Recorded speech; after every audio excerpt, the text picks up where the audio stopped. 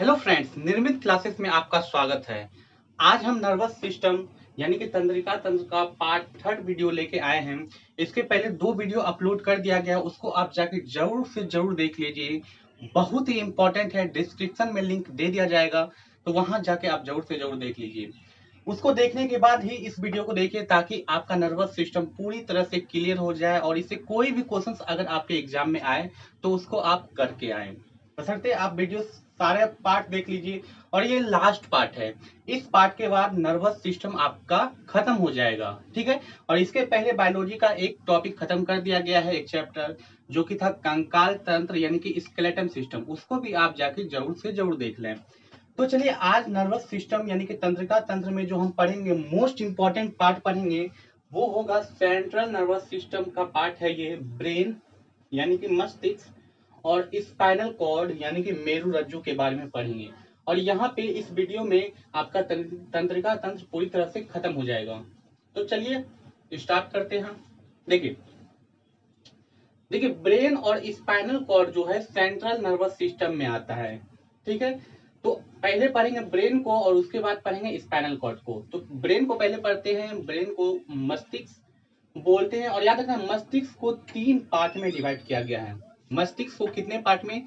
तीन पार्ट में डिवाइड किया गया है। कौन कौन? एक है फोर ब्रेन, जिसको कहते हैं अग्र मस्तिष्क। दूसरा है मिड ब्रेन, जिसको कहते हैं मध्य मस्तिष्क। और तीसरा है हाइंड ब्रेन, और इसको कहते हैं पश्च मस्तिष्क। ये देखिए आपका ब्रेन का पार्ट बना हुआ है, ठीक है। इसी में आपका जो है ये तीनों पार्ट आता है। मैं आपको बताऊंगा कहाँ पे कौन पार्ट होता है, टोटल आपको जानकारी दूंगा। तो चलिए पहले पढ़ते हैं फोर ब्रेन यानी कि अग्र मस्तिष्क, ठीक है। याद रखना है कि मस्तिष्क में सबसे बड़ा जो है ये आपका फोर ब्रेन ही होता है, अग्र मस्तिष्क ही होता है। और अग्र मस्तिष्क को याद रखना है दो भागों में बांटा गया है। अग्र मस्तिष्क को कितने भागों में? दो भागों में बांटा गया। पहले चलिए देखते हैं कि कौन अग्र मस्तिष्क है। पहले ये समझ लीजिए मिड ब्रेन क्या है। सबसे छोटा होता है मिड ब्रेन। ये आपको मस्तिष्क दिख रहा है। देखिए मस्तिष्क को अगर ऊपर से आप देखें तो ये कुछ इस टाइप का दिखेगा, ठीक है। इस टाइप का मस्तिष्क दिखेगा, मतलब ऊपर से अगर आप देखेंगे, ऊपर से अगर आप देखेंगे तो मस्तिष्क इस टाइप का दिखेगा। और अगर आप इसको बीच से कट कर देते हैं और इधर से पार्ट देखते हैं तो ये वाला आपको दिखेगा, ठीक है। कट करने पे ये पार्ट आपका इंटरनल पार्ट दिखेगा। तो देखिए इसमें सबसे छोटा पार्ट अंदर में जो है ये वाला जो पार्ट है ये सबसे छोटा है, इतना सा। देखिए इतना सा घेरा हुआ है, इसको बोलते हैं मिड ब्रेन। और उसके बाद है हाइंड ब्रेन जो पश्च मस्तिष्क है, उसमें आपका ये पार्ट आ जाता है, ठीक है, ये जो पार्ट है। और इस मध्य मस्तिष्क के नीचे जो स्टेम टाइप का निकला हुआ है, तने के रूप में निकला हुआ, ये सब आपका पश्च मस्तिष्क में आता है, ठीक है। बाकी ऊपर जितना भी पार्ट बच जाता है, बाकी ऊपर जितना भी पार्ट, ये सब पार्ट जो है, ठीक है, ये सब पार्ट आता है आपका किसमें? ठीक है, फोर ब्रेन में, अग्र मस्तिष्क में। तो चलिए अग्र मस्तिष्क को याद रखना है। इसको दो भागों में बांटा गया है। एक भाग है डाई इंसी, ठीक है, इंसेफ्लॉन। और दूसरा है सेरेब्रम, जिसको कहते हैं प्रमस्तिष्क। तो पहले पढ़ते हैं डाई इंसेफ्लॉन के बारे में, ठीक है। इससे बहुत सारा क्वेश्चन आपके एग्जाम में बनता है, ठीक है। तो चलिए डाई इंसेफ्लॉन को याद रखना है, चार पार्ट में फिर से डिवाइड किया गया है। पहले समझ लीजिए, जो अग्र मस्तिष्क है फोर ब्रेन, उसको दो पार्ट में बांटा गया है। कौन? डाई इंसेफ्लॉन, ठीक है। और दूसरा है सेरेब्रम। ये जो डाई इंसेफ्लॉन है इसको चार भाग में फिर से बांटा गया है। कौन कौन? फर्स्ट है थैलेमस, ठीक है, थैलेमस। थैलेमस का कार्य याद रखना है, आपके एग्जाम में बहुत बार पूछा जाता है। याद रखना है ये ठंडा गर्म दर्द का एहसास कराता है, मतलब आपको जैसे ठंडा लगता है, ठीक है। जैसे आपके हाथ पे अगर आइस का टुकड़ा रख देते हैं, बर्फ का टुकड़ा रख देते हैं, तो आपके हाथ में वहां पे क्या लगता है? ठंडा लगता है। जैसे आपका गर्म लगता है, कुछ भी आप चीज छू लेते हैं गर्म चीज, तो तुरंत वहां से हाथ हटा लेते हैं, तो वो आपको क्या लगा? गर्म का एहसास हुआ। जैसे आपका दर्द का एहसास होता है, कहीं भी पेन होता है, वो दर्द का एहसास, ये सब कौन करवाता है? तो याद रखना, ये सब कौन करवाता है? थैलेमस करवाता है, ठीक है। कौन करवाता है? थैलेमस करवाता है। थैलेमस देख लीजिए कहाँ पे है, ये देखिए, ये आपका टोटल क्या हो गया? फोर ब्रेन हो गया। इसमें से ये जो बीच में है, ये जो बीच में है ना, इसको कहते हैं आपका डाइंसेफ्लॉन। ये जो बीच में है इसको कहते हैं डाइंसेफ्लॉन। और इसमें याद रखना ये आपका थैलेमस है। ये जो पार्ट है ना, इसमें मैंने टिक किया, ये अंदर का जो पार्ट है इतना सा, ये आपका क्या है, थैलेमस है। तो यहाँ पे मैं लिख देता हूँ ताकि आपको याद रहे। याद रखना ये क्या है, आपका थैलेमस है।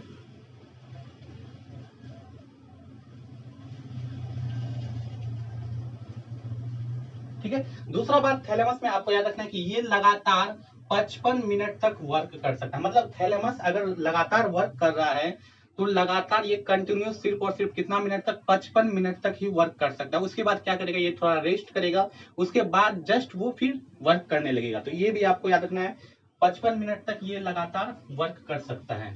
ठीक है। दूसरा आपका पॉइंट याद रखना है, थैलेमस को मैंने दिखा दिया, यहाँ पे है, ये टोटल आपका थैलेमस है। ठीक है। उसके बाद नेक्स्ट आता है हाइपोथैलेमस। ठीक है, हाइपोथैलेमस। हाइपोथैलेमस का क्या कार्य होता है, तो जैसे आपको भूख लगता है, प्यास लगता है या तृप्ति, प्यार, घृणा, क्रोध, ये सब का एहसास कौन करवाता है, हाइपोथैलेमस करवाता है। जैसे आपको भूख लगा तो कौन करवा रहा है ऐसा, हाइपोथैलेमस। जैसे आपको प्यास लगा है और पानी पीना चाहते हैं तो हाइपोथैलेमस ये सब करवा। जैसे तृप्ति, तृप्ति मतलब क्या हो गया, जैसे आप खाना खा लिया, आपका मन हो गया कि हाँ पूरा पेट अच्छी तरह से भर गया, तो वो तृप्ति भी का एहसास भी कौन करवाता है, हाइपोथैलेमस। प्यार, घृणा, क्रोध, सब का ये काम कौन करवाता है, हाइपोथैलेमस। मोस्ट इंपॉर्टेंट क्वेश्चन से आपके एग्जाम में बहुत बार पूछा गया है, VVI, इसको भी आपको लिख लेना, और ये भी आपका VVI है। वेरी वेरी इंपॉर्टेंट क्वेश्चन है। ठीक है। हाइपोथैलेमस की बात करें तो जस्ट ये थैलेमस के नीचे होता है, ये आपका थैलेमस है। यहाँ पे ये जो पार्ट है, ठीक है, ये जो आपका खाली पार्ट है, ये आपका क्या है, हाइपोथैलेमस। ठीक है, ये आपका क्या है, हाइपोथैलेमस। ठीक है।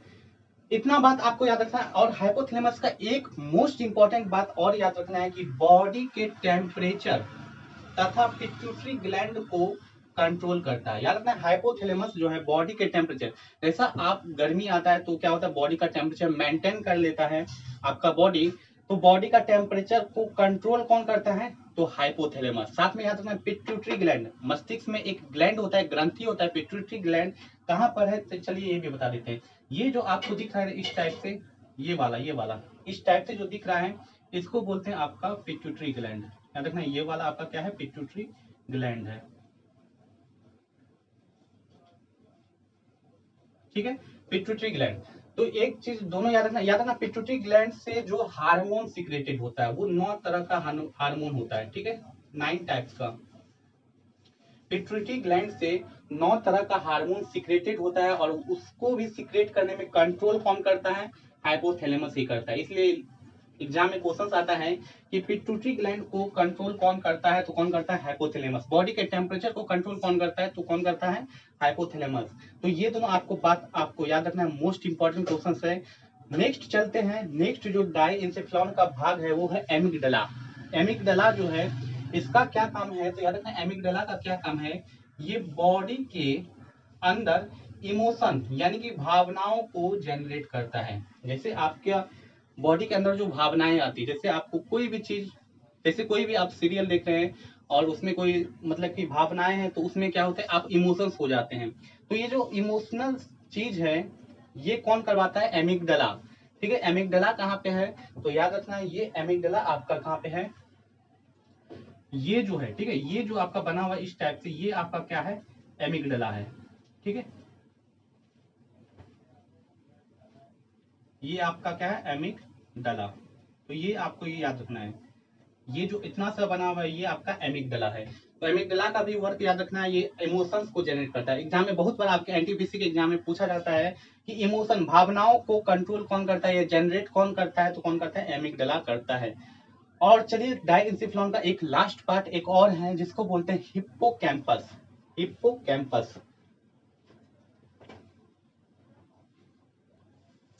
तो हिप्पोकैम्पस का क्या काम है, याद रखना ये शॉर्ट टर्म मेमोरी, यहाँ मैंने शॉर्ट में लिखा है STM, शॉर्ट टर्म मेमोरी को लॉन्ग टर्म मेमोरी में कन्वर्ट करता है। जैसे कि आप समझिए कोई भी अगर आप सीन देखते हैं, कोई भी अगर आप सीन देखते हैं तो वो आपके दिमाग में हमेशा के लिए क्या होता है, याद हो जाता है। कहीं आपने कुछ देखा, कोई प्रोग्राम देखा, ठीक है, वो आपको हमेशा के लिए क्या हो जाता है, याद हो जाता है।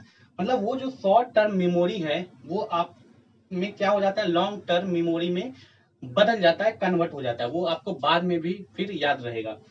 तो वो कौन करवाता है, शॉर्ट टर्म मेमोरी को लॉन्ग टर्म मेमोरी में कन्वर्ट कौन करवाता है, तो याद रखना हिप्पोकैम्पस करवाता है। हिप्पोकैम्पस कहाँ है, तो ये एमिगडाला के जस्ट आगे है, ये एमिगडाला है, इसके जस्ट आगे ये जो आपका पार्ट है, ये वाला पार्ट, ये आपका क्या है, आपका हिप्पोकैम्पस है। तो इसको भी आपको याद रखना है, ये आपका हिप्पोकैम्पस, मैं यहाँ पे लिख देता हूँ।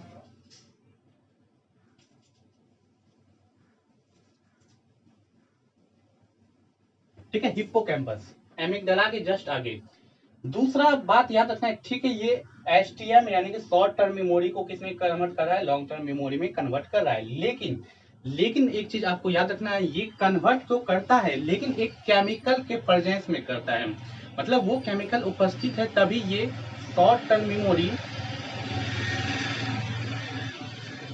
लॉन्ग टर्म मेमोरी में कन्वर्ट होगा। और उस केमिकल का नाम याद रखना है, उस केमिकल का नाम है न्यूरोट्रांसमीटर। क्या नाम है, न्यूरोट्रांसमीटर केमिकल के प्रेजेंस में करता है। ठीक है, न्यूरोट्रांसमीटर, न्यूरो से आपको लग रहा है ये क्या है, न्यूरॉन, जस्ट वही चीज है, न्यूरॉन से ये सीक्रेट होता है केमिकल। आप जानते हैं कि जितना भी आपका नर्वस सिस्टम यानी कि तंत्रिका तंत्र है वो किस सेल से बना हुआ है, किस कोशिका से बना है, न्यूरॉन से बना है। ये मस्तिष्क आपका किससे बना है, न्यूरॉन से बना है। तो उस न्यूरॉन से एक केमिकल निकलते रहता है, उस केमिकल का नाम है न्यूरोट्रांसमीटर। ठीक है, और उसी के प्रेजेंस में हिप्पोकैम्पस क्या करता है, शॉर्ट टर्म मेमोरी को लॉन्ग टर्म मेमोरी में क्या करता है, कन्वर्ट यानी कि बदल देता है। अब बात उठता है कि अगर न्यूरोट्रांसमीटर का कमी हो जाए बॉडी में, यानी कि आपका न्यूरॉन जो है वो न्यूरोट्रांसमीटर केमिकल को कम सीक्रेट करे, तो क्या होगा, तो यही चीज होगा कि जो हिप्पोकैम्पस है वो शॉर्ट टर्म मेमोरी को लॉन्ग टर्म मेमोरी में कन्वर्ट नहीं कर पाएगा। इसका मतलब आप कोई भी चीज देखते हैं, ठीक है, तो वो हमेशा के लिए आपको याद नहीं रहेगा और आप उसको बहुत दिन बाद क्या होते हैं, भूल जाएंगे। तो उस बीमारी को कहते हैं अल्जाइमर। क्या कहते हैं, अल्जाइमर। ठीक है, अल्जाइमर मतलब क्या हुआ, अल्जाइमर कब होता है, इस केमिकल की कमी से होता है।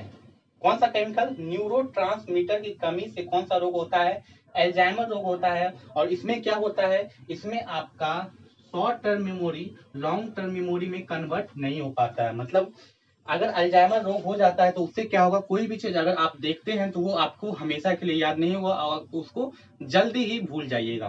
तो ये आपका था हिप्पोकैम्पस का वर्क। तो मैंने आपको अभी डाइंसिफ्लॉन के बारे में बताया है। इसका 4 पार्ट था, थैलेमस, हाइपोथैलेमस, एमिगडाला और हिप्पोकैम्पस। मैंने यहाँ पे मस्तिष्क पे में भी दिखा दिया कहाँ पे ये है। नेक्स्ट आपका याद आता है फोर ब्रेन का ही पार्ट है, सेरेब्रम। बहुत बड़ा पार्ट है ये सेरेब्रम, जिसको बोलते हैं प्रमस्तिष्क। याद रखना ये सबसे बड़ा भाग होता है ब्रेन का। कितना भाग, तो ये 2/3 पार्ट होता है ब्रेन का। मतलब ब्रेन अगर 3 पार्ट में है तो 2 पार्ट यही होगा। ठीक है, 2 पार्ट यही होगा, सेरेब्रम ही होगा। सेरेब्रम अब क्या है, देखिए ऊपर जितना भी आपका हिस्सा दिख रहा है, जितना भी पार्ट आपको दिख रहा है, ये आपका सेरेब्रम है। ये आपका क्या है, सेरेब्रम। और बीच में आपका क्या था, डाइंसिफ्लॉन। डाइंसिफ्लॉन, तो ये जितना पार्ट, देखिए कितना बड़ा है, ये कितना बड़ा है, ये आपका सेरेब्रम है, सबसे बड़ा भाग। बहुत इंपॉर्टेंट क्वेश्चन है, आपको ये याद रखना है, बहुत बार आपके एग्जाम में पूछा जाता है। मस्तिष्क का सबसे बड़ा पार्ट कौन होता है, कौन होता है, सेरेब्रम होता है, जिसको बोलते हैं प्रमस्तिष्क। कितना होता है, 2/3 होता है हमारे मस्तिष्क का। चलिए अब देखते हैं, याद रखना सेरेब्रम यानी कि प्रमस्तिष्क को 2 पार्ट में डिवाइड किया गया है। एक है राइट हेमिस्फीयर और दूसरा है लेफ्ट हेमिस्फीयर। मैंने अभी तुरंत बताया था कि जब आप मस्तिष्क को ऊपर से देखेंगे, ऊपर से अगर आप मस्तिष्क देखते हैं तो ये कुछ इस टाइप का दिखाई देगा। ठीक है, तो इसमें आपका ये एक है लेफ्ट हेमिस्फीयर, दूसरा है राइट हेमिस्फीयर। ठीक है, अब जब इसको कट करते हैं तो अंदर का कट करने पर इसको क्या कीजिए, इधर पलटा दीजिए तो ये आपका अंदर का पार्ट दिखेगा। तो राइट हेमिस्फीयर और लेफ्ट हेमिस्फीयर में बांटा गया है सेरिब्रम को। चलिए इसको करते हैं। तो याद रखना है राइट हेमीस्फीयर जो है वो कंट्रोल करता है बॉडी के लेफ्ट पार्ट को, उल्टा होता है, हमेशा याद रखना है। राइट हेमीस्फीयर है तो बॉडी के किस पार्ट को कंट्रोल करेगा, लेफ्ट पार्ट को कंट्रोल करेगा। दूसरा, अगर लेफ्ट हेमीस्फीयर है तो किस पार्ट को, राइट पार्ट को कंट्रोल करेगा, बॉडी का राइट पार्ट। ठीक है, ये आपको याद रखना है। ठीक है, दूसरा है राइट हेमीस्फीयर का क्या काम है, तो याद रखना है ये किसके लिए रिस्पॉन्सिबल होता है, जैसे थिंकिंग के लिए, आर्ट के लिए, राइटिंग स्किल्स के लिए ये क्या होता है, रिस्पॉन्सिबल। जैसे आप कोई चीज सोचते हैं, सोचने में कौन हेल्प करता है, राइट हेमीस्फीयर। जैसे आप कोई आर्ट करते हैं, जैसे कोई आप पेंटिंग कर रहे हैं या कुछ भी कर रहे हैं, तो उसमें कौन हेल्प करता है, राइट हेमीस्फीयर। ये सब राइट हेमीस्फीयर का काम होता है। मतलब आप में कोई कला है तो वो किसके कारण है, राइट हेमीस्फीयर के कारण। राइटिंग स्किल्स किसके कारण, राइट हेमीस्फीयर के कारण। दूसरा आपको बात करना है लेफ्ट हेमीस्फीयर, तो याद रखना है ये कंट्रोल किसको करता है, राइट हेमी पार्ट को, और दूसरा इसका रिस्पॉन्सिबल किसके लिए है, लेफ्ट हेमीस्फीयर। तो याद रखना है आपके लिए एप्टीट्यूड के लिए, मैथ के लिए, रीजनिंग के लिए, इंटेलिजेंसी के लिए। जैसे आप बोलते हैं आप बहुत इंटेलिजेंट है, मतलब आपका लेफ्ट हेमीस्फीयर बहुत अच्छा वर्क करता है। आप मैथ बना सकते हैं, रीजनिंग बना सकते हैं बहुत अच्छे तरीके से, तो आपका लेफ्ट हेमीस्फीयर बहुत अच्छा है। ठीक है, तो ये सब कौन करवाता है, लेफ्ट हेमीस्फीयर करवाता है। दूसरा आपको याद रखना है कि जो राइट हेमीस्फीयर है ये फीमेल का ज्यादा डेवलप्ड होता है। मतलब फीमेल का सबसे ज्यादा डेवलप्ड क्या होता है, राइट हेमीस्फीयर। ठीक है, इसलिए फीमेल जो है थिंकिंग, आर्ट, राइटिंग स्किल्स अच्छी तरह से कर सकती है। दूसरा है लेफ्ट हेमीस्फीयर, याद रखना वो क्या होता है, मेल का ज्यादा डेवलप होता है। लेफ्ट हेमीस्फीयर मेल का ज्यादा डेवलप होता है, इसलिए मेल का मैथ, रीजनिंग, इंटेलिजेंसी, एप्टीट्यूड सब अच्छा होता है। ठीक है, दूसरा पॉइंट आपको नोट डाल के याद रख लेना है कि जो फीमेल है, फीमेल वो राइट हेमीस्फीयर और लेफ्ट हेमीस्फीयर को एक साथ यूज कर सकती है। तो याद रखना है फीमेल एक बार में दोनों यूज कर सकती है, दोनों एक बार में उस दोनों से काम ले सकती है। लेकिन जो मेल है एक बार में सिर्फ एक ही से काम ले सकता है, या तो उसका राइट हेमीस्फीयर एक बार में काम करेगा या लेफ्ट हेमीस्फीयर एक बार में काम करेगा। दोनों एक साथ काम नहीं कर सकता है मेल का, जबकि फीमेल में दोनों एक साथ वर्क कर सकता है। तो ये था आपका सेरेब्रम, और यहाँ पे आपका क्या हो गया, फोर ब्रेन, यानी कि अग्र मस्तिष्क खत्म हो गया। दूसरा पार्ट ब्रेन का पढ़ते हैं जो कि है मिड ब्रेन।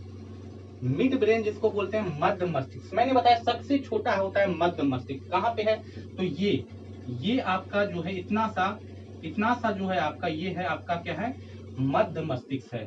ठीक है, ये आपका क्या है, मध्य मस्तिष्क यानी कि मिड ब्रेन। और याद रखना मध्य मस्तिष्क एकदम छोटा होता है और इसमें एक ही पार्ट आता है जिसको बोलते हैं कार्पोरा क्वाड्रिजेमिना। क्या बोलते हैं, कार्पोरा क्वाड्रिजेमिना।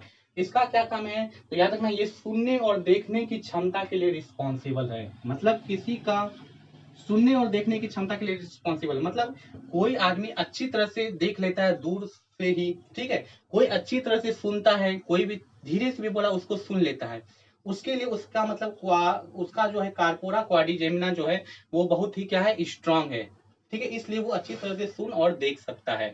तो ये आपका हो गया मिड ब्रेन में, सिर्फ आपको इतना याद रखना है। उसके बाद चलिए पढ़ते हैं हिंड ब्रेन, पश्च मस्तिष्क, और एक लास्ट बचता है स्पाइनल कॉर्ड। पश्च मस्तिष्क देख लीजिए कहाँ पे है, ये आपका पश्च मस्तिष्क में आता है।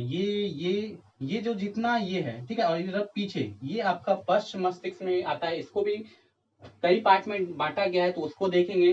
पश्च मस्तिष्क, और एक है आपका स्पाइनल कॉर्ड। स्पाइनल कॉर्ड क्या होता है, स्पाइनल कॉर्ड पे ही आपका ब्रेन क्या है, टिका हुआ है। ये जो नीचे आपका ये सब है पूरा, ये स्पाइनल कॉर्ड है। ठीक है, दोनों को पढ़ते हैं, चलिए इसका स्क्रीनशॉट आप ले लीजिए। नेक्स्ट है ब्रेन का थर्ड पार्ट जो कि है हाइंड ब्रेन, जिसको बोलते हैं पश्च मस्तिष्क। मैंने बताया पश्च मस्तिष्क कहाँ पे है, ये टोटल यहाँ तक, और ये आपका किसमें आता है, पश्च मस्तिष्क में। ठीक है, अब देखिए पश्च मस्तिष्क को तीन पार्ट में बांटा जाता है। पहला है सेरेबेलम। सेरेबेलम, देखिए जो मैंने फर्स्ट पढ़ा था वो था सेरेब्रम, सेरेब्रम, ये है बेलम, बेलम। अब इसमें याद रखना है सेरेबेलम का क्या वर्क होता है, ये हमारे शरीर का संतुलन बनाए रखता है। मतलब जैसे आप चलते हैं तो चलने में आप गिरते नहीं हैं, क्यों? क्योंकि आपका एक संतुलन बना हुआ है। जैसे आप साइकिल चलाते हैं या बाइक चलाते हैं तो उसमें आप कभी भी गिरते नहीं है, अगर आप सीख गए हैं तो, ठीक है। तो उस टाइम जो है क्या होता है, आपका संतुलन कौन बनाता है? तो सेरेबेलम बनाता है। उठना, जागना, ठीक है, ये सब कौन क्या है? आपका संतुलन बना हुआ है। आप कहीं भी बैठ सकते हैं, किसी तरह भी चल सकते हैं, उसमें आप गिरते नहीं हैं। तो ये सब संतुलन बना के कौन रखता है? सेरेबेलम, ठीक है। देखिए सेरेबेलम कहाँ पे है? ये जो आपका पीछे वाला जितना भी पार्ट आपको दिख रहा है, ये वाला, ये आपका क्या है? सेरेबेलम है, ठीक है। ये आपका क्या है? सेरेबेलम है। अब देखिए एक चीज ये होता है कि जैसे कोई व्यक्ति ड्रिंक किया होता है, कोई व्यक्ति अगर ड्रिंक किया होता है तो उसमें आप देखते हैं कि वो चलते चलते क्या होता है, गिर जाता है, अपने आप को खुद से संभाल नहीं पाता है। मतलब उसका क्या है कि उसका सेरेबेलम अच्छी तरह से काम नहीं कर रहा होता है। तो बिल्कुल यही क्वेश्चंस आपको पूछा जाता है एग्जाम में कि जो ड्रिंक किया व्यक्ति होता है, ठीक है, जो शराब किया हुआ व्यक्ति होता है, उसका कौन सा अंग ठीक से काम नहीं कर रहा होता है? कौन सा? तो याद रखें, सेरेबेलम अंग जो है वो ठीक से काम नहीं कर सकता है, ठीक है। मतलब उतना अच्छी तरह से वो काम उस टाइम नहीं करता है जिस टाइम वो ड्रिंक किया रहता है। इसलिए वो क्या करता है, चलते चलते कहीं से भी कहीं गिर जाता है, लटकते रहता है, ठीक है। तो इस टाइप से आपको याद रखना है कि ड्रिंक किए व्यक्ति का सेरेबेलम ठीक से काम नहीं कर सकता है। दूसरा इसका पार्ट है पोन्स। पोन्स क्या करता है? पोन्स का काम है श्वसन के दौरान हवा की मात्रा को कंट्रोल करता है। मतलब जैसे जैसे आप श्वसन करते हैं तो एक निश्चित हवा का मात्रा जो है आपके अंदर जाता है, तो उसको कंट्रोल कौन करता है? पोन्स करता है। ये नहीं कि आप सांस लिए तो जितना भी हवा है आपके अंदर चला गया, ये नहीं, एक कंट्रोल करके रखता है कि इतना ही हवा आपके अंदर जाएगा। तो कौन करता है? पोन्स। अब पोन्स को बता दें कहां पर है, तो ये आपका जो ब्रेन से जो स्टेम निकला हुआ है इतना शुरू वाला, ये आपका टोटल क्या है? पोन्स है। तो याद रखना ये आपका क्या है? पोन्स है, ठीक है, पोन्स। नेक्स्ट आता है आपका हाइंड ब्रेन में मेडुला ऑब्लंगेटा। बहुत इंपॉर्टेंट रोल इसका होता है मेडुला ऑब्लंगेटा का। वीवीआई क्वेश्चन आप याद रखना है आपको हमेशा।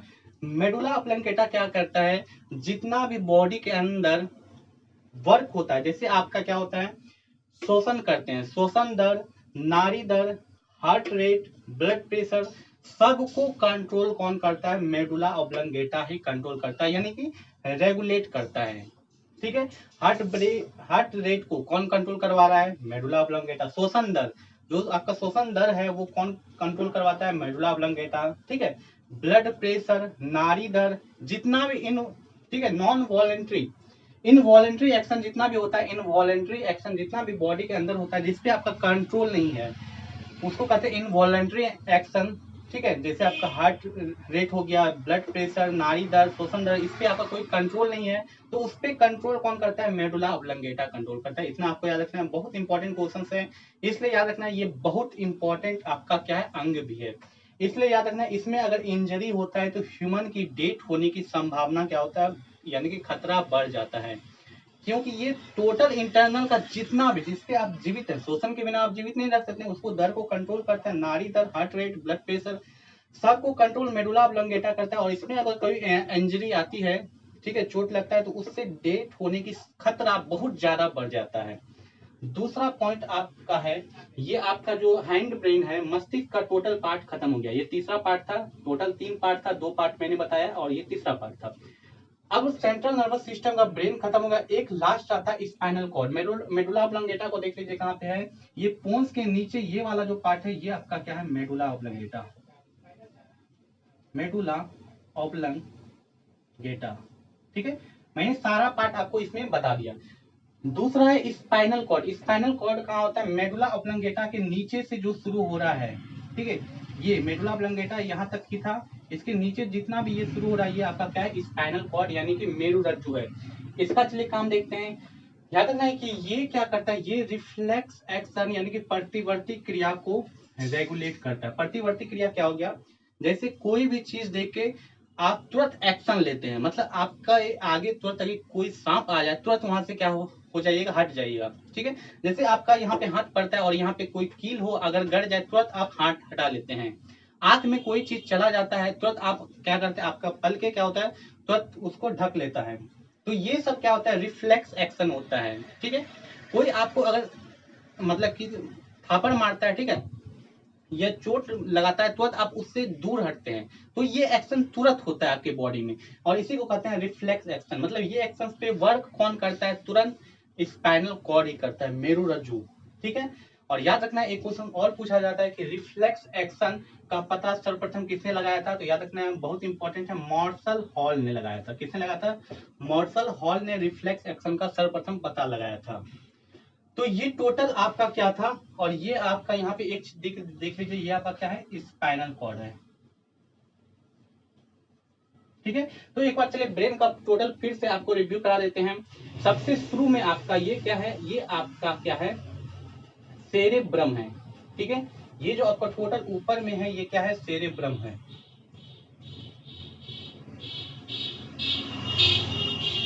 ठीक है, सेरेब्रम।